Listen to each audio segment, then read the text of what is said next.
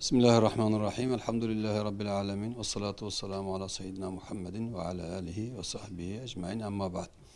Malum olduğu üzere Siyonist rejim Filistin topraklarını işgal ettiği günden itibaren hedefine Mescid-i Aksa'yı ve Kudüs'ü koymuş.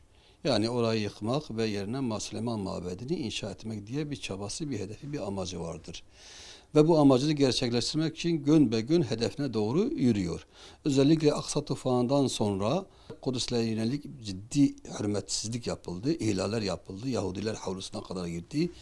Ara ara cami namazına engel olmaya çalıştılar ama tamamıyla engelleyemedi. Yalnız ihlaller, Yahudilerin özellikle Mescid-i Aksa'nın sahasına girmesi, oranın hürmetini ihlal etmeleri yoğun bir şekilde Aksa tufanından sonra yaşandı.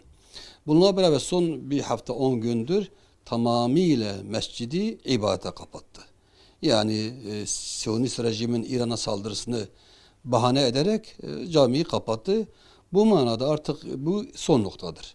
Bütün Müslümanların bu Yahudilerin saldırganlığına, Kudüs'ün hürmetine, ihlaline karşı mutlaka ses vermeleri lazım. Karşı çıkmaları gerekir.